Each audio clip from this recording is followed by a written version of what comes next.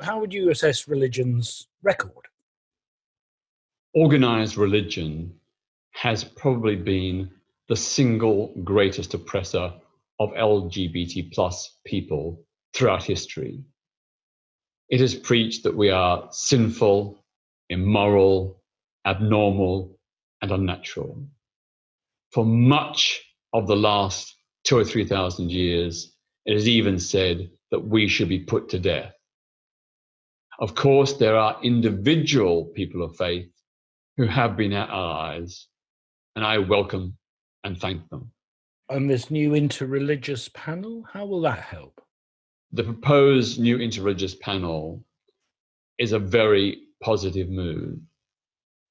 We already know that there are many individual people of faith, as opposed to religious hierarchies and leaders, who are strong supporters of LGBT plus human rights. I think it's really important to recognize that there is change happening in many faiths, and that there are people within those faiths who want to be on the side of justice, freedom, and equality. So what would you like to see the panel do? The role and remit of this panel has surely got to be to challenge institutional religious homophobia, biphobia, and transphobia.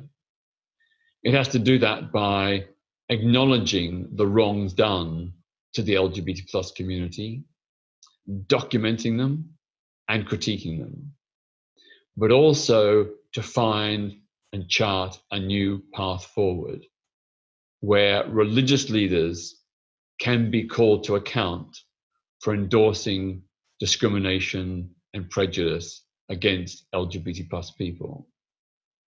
I've always said that although I would love all people of faith to positively accept and embrace LGBT plus people, even if they can't do that, the most important thing they can do is to make a distinction between religion and the state.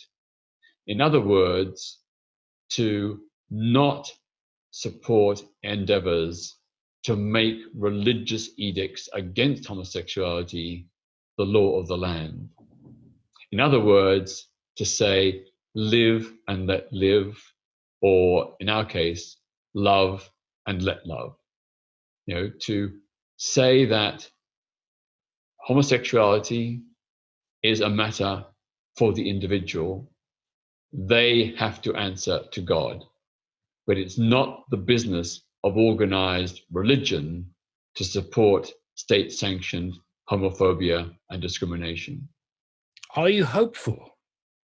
I am hopeful because there's a sea change going on.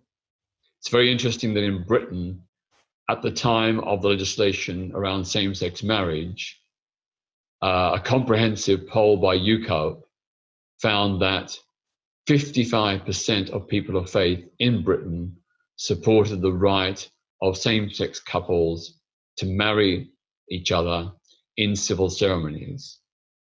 Meanwhile, of course, all the mainstream religious leaders oppose that. So the grassroots people of faith are on the side of equality. It's the religious leaders who are out of touch and endorsing discrimination.